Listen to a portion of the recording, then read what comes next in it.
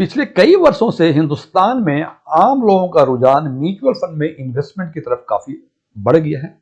और इससे ऐसा लगता है, एक आम आदमी को ऐसा लगता है कि शायद बैंक के सारे पैसे म्यूचुअल फंड में आ गए और बैंक कहीं आने वाले दिनों में खाली ना हो जाए। लेकिन एक इंटरेस्टिंग फैक्ट है कि इतने रुझान होने के बावजूद यदि हम डेटा पर नजर डालें कि म्यूचुअल फंड में कितने पैसे लोगों के लगे हैं और बैंक में कितने पैसे लोगों के हैं, तो 31/3/2025 यानी मार्च 2025 को टोटल म्यूचुअल फंड्स का एसेट अंडर मैनेजमेंट करीब 80 लाख करोड़ का था।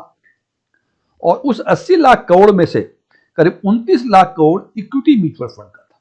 ये लगता है जनाब 80 लाख करोड़ या 29 लाख करोड़, यदि हम 5 सेकंड में बताएं कि 80 लाख करोड़ लिखिए तो आप ये बता नहीं पाएंगे कि 80 पर कितने जीरो होंगे तो 80 लाख करोड़ होंगे, या 29 पर कितने जीरो होंगे तो 29 लाख करोड़ होंगे।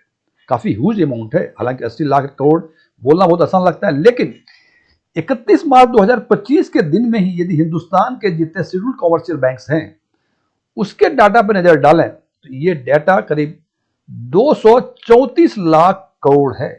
देखिए, total mutual fund 80 lakh crore, bank की डिपॉजिट उसी दिन 234 लाख करोड़ के आसपास। और इस हिसाब से यदि हम देखते हैं कि आज के दिन में भी म्यूचुअल फंड का एसेट अंडर मैनेजमेंट से करीब 2.25 से 3 गुना के आसपास बैंक की डिपॉजिट अधिक है।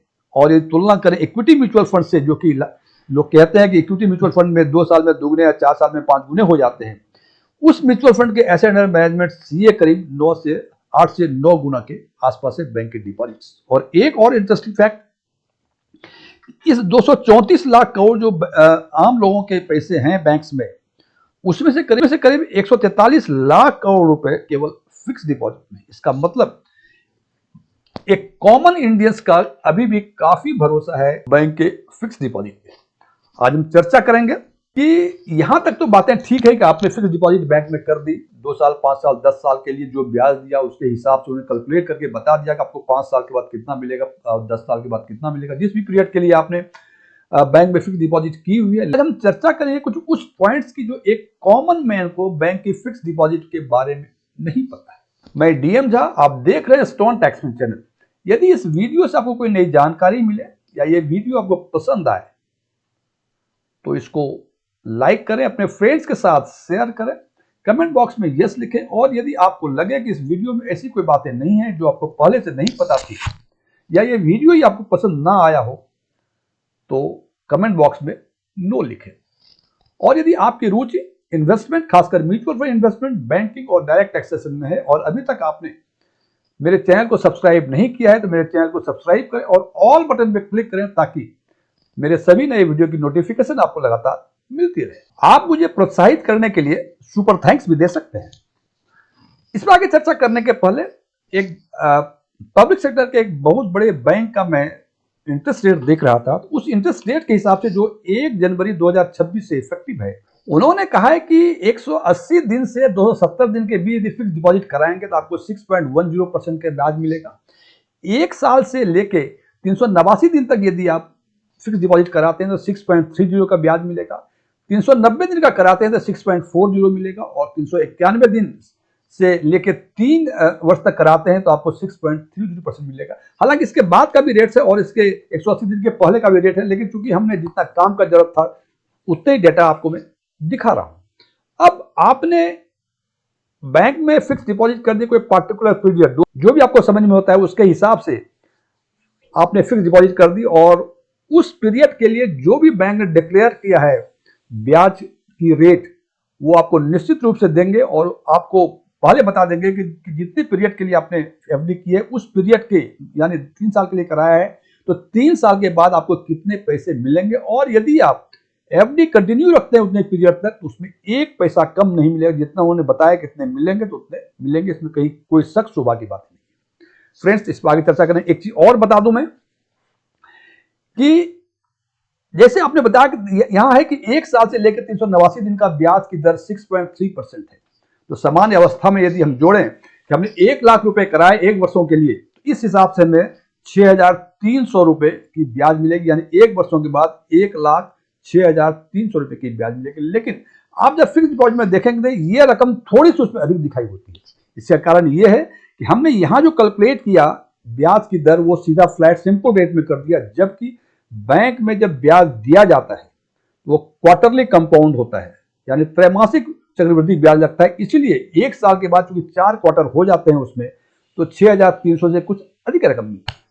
अब आपने फिक्स डिपॉजिट कर ली, लेकिन जनाब आपने जब फिक्स डिपॉजिट की थी उस टाइम आपको लगा था कि ये पैसे 3 साल के लिए, 5 साल, जितने साल की एफडी कराई है आपने उतने साल के लिए आपको पैसे की जरूरत नहीं पड़ेगी, इसी के लिए आपने फिक्स डिपॉजिट कराए थे। लेकिन ये जिंदगी है जनाब, पैसे की कब इमरजेंसी पड़ जाए, कब पैसे की जरूरत पड़ जाए, कोई नहीं कह सकता। और यदि उस टेन्योर, उस पीरियड के पूरा होने के पहले यदि आपको पैसे की जरूरत हो जाती है और आप बैंक जाते हैं, तो बैंक आपको 2 ऑप्शन देता है।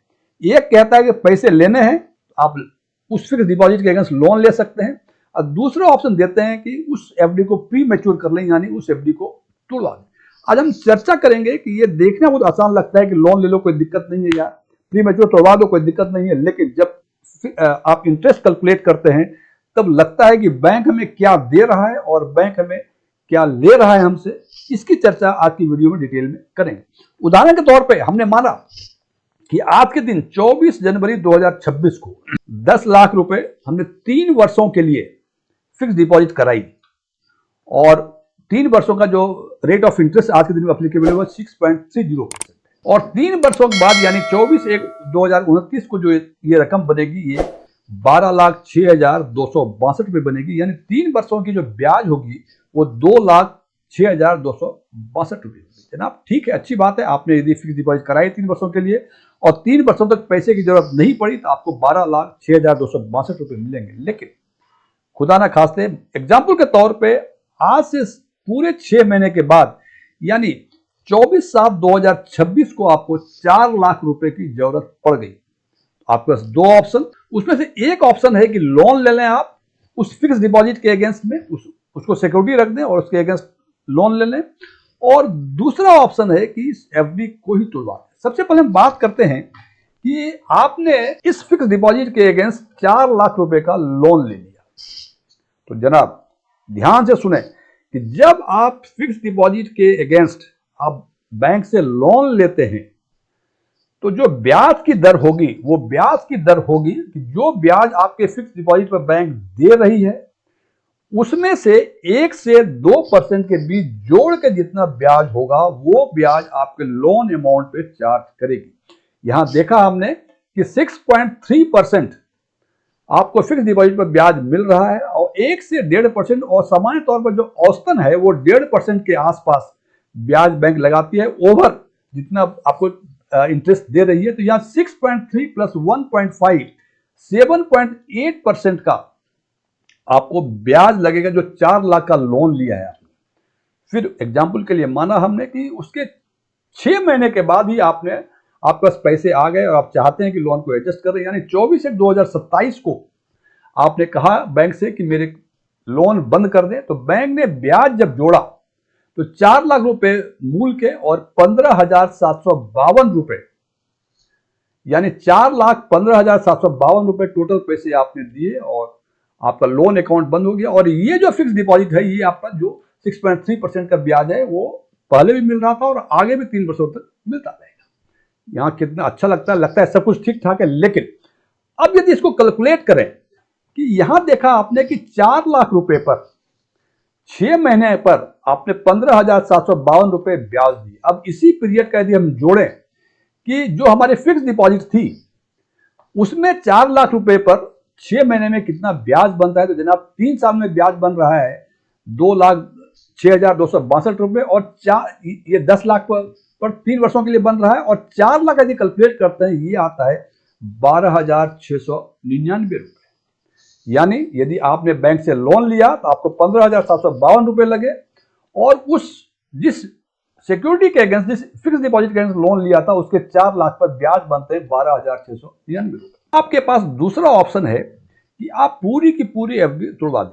हमने एग्जाम्पल के लिए माना कि आज से 6 महीने के बाद जब लोन की जरूरत पड़ी तो लोन नहीं लेंगे, हम फिक्स डिपॉजिट को तोड़वा देंगे। तो देखते हैं उसमें व्यवस्थाएं क्या है। तो जब बैंक के फिक्स डिपॉजिट अवधि के पहले यानी प्री मैच्योर कैंसिल कराते हैं, तो उसमें जो ब्याज जो अप्लीकेबल रेट हुआ, किस दर पे ब्याज देगा, इसके एक कुछ व्यवस्थाएं बैंक ने रिजर्व बैंक ऑफ इंडिया के आदेशानुसार बना रखी है। उसमें ये कहा गया है कि जितने दिनों तक पैसे आपके बैंक में रहे, यानी 24/1/26 को आपने पैसे जमा किए थे और 24/7/26 यानी पूरे 6 महीने के बाद आप चाह रहे हैं कि बैंक की एफडी को तोड़ दें, 6 महीने पैसे रहे, तो देखेंगे जिस दिन आपने फिक्स डिपॉजिट बनाई थी, यानी 24/1/26 को जब फिक्स डिपॉजिट बनाई थी, उस दिन 6 महीने के पीरियड की ब्याज की दर क्या थी। और जो मैंने पहले बताया था कि ब्याज की दर जो अप्लीकेबल थी वो 6.1% थी। तो 6.1 पर जो भी अप्लीकेबल रेट थी उसमें से 1 से लेकर 2% तक इंटरेस्ट रेट माइनस करते हैं और औसतन ये 1.5% के आसपास है। तो यहां जो अप्लीकेबल रेट होगा 6.1 माइनस 1.5 इज इक्वल टू 4.6%। इसका मतलब जो 10 लाख रुपए आपके 6 महीने बैंक में रहे उस पे ये 4.6% का ब्याज की दर थी, ना कि आप समझते हैं कि 6.3% देगा। जनाब ऐसा नहीं होता, ये 4.6% देंगे और 24/7/26 को जो आपको पैसे मिलेंगे 10 लाख रुपए मूल के मिलेंगे और 23,152 रुपए आपको ब्याज के मिलेंगे। फ्रेंड्स, सब मिला के आपको 10,23,152। बात करते हैं कि 4 लाख जब लोन लिया था आपने तो 15,752 रुपए ब्याज देने पड़े थे, जबकि उस पीरियड में बैंक ने हमें 12,699 रुपए का ब्याज दिया था। और यहां जब प्री मैच्योर कैंसिल करा रहे हैं हम 6 महीने में ही, तो टोटल 10 लाख पे 23,152 रुपए दिया, लेकिन 4 लाख पे यदि कैलकुलेट करते हैं ये आता है 9,252 रुपए। इसका मतलब देख लें कि बैंक दे रही है 12,699 रुपए, लोन लिया तो आपसे उसी पीरियड के लिए उसी अमाउंट पर ब्याज लिया 15,752 रुपए, और ये तुड़वा लिया आपने तो उसी पीरियड 6 महीने के लिए 4 लाख पे ब्याज देती है 9,252 रुपए।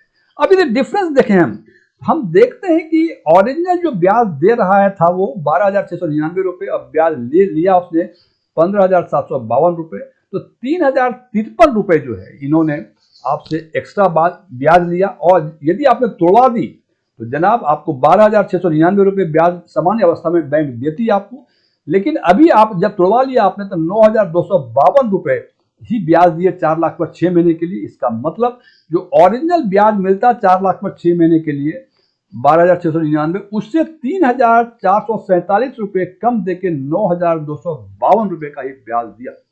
फ्रेंड्स, ये कैलकुलेशन दिखाया हमने कि आपकी जब फिक्स डिपॉजिट बैंक में है और समय के पहले यदि आप चाहते हैं कि पैसे की जरूरत पड़ गई तो आपको प्री मैच्योर करवाना चाहिए या उस पर लोन लेना चाहिए, डिपेंड करता है बहुत सारे फैक्टर्स पर। लेकिन जब ये निर्णय लेंगे कि आप लोन ले या प्री मैच्योर कराएं तो ये कैलकुलेशन को आप देख लें जो सामान्य तौर पे आपको नहीं मालूम होता है, और हमें लगता है कि हमने लोन ले लिया, बैंक ने लोन एडजस्ट कर दिया, कितना अच्छा है कितना अच्छा, लेकिन जब पैसे जोड़ेंगे तो आपको इतने घाटे होने की संभावना है। फ्रेंड्स, ये मेरे विचार थे, मेरे विचारों से सहमत होना कोई जरूरी नहीं है। यदि आप मेरे विचारों से सहमत हैं तो कमेंट बॉक्स में एग्रीड लिखें, और यदि आप मेरे विचारों से सहमत नहीं है तो कमेंट बॉक्स में नॉट एग्रीड लिखें। लेकिन नॉट एग्रीड लिखने के साथ साथ ये जरूर बताएं कि आप हमारे किस विचारों से सहमत नहीं थे, सो दैट आने वाले वीडियो में इसको इनकॉर्पोरेट करके वीडियो की क्वालिटी को मैं इंप्रूव कर सकूं। Thank you.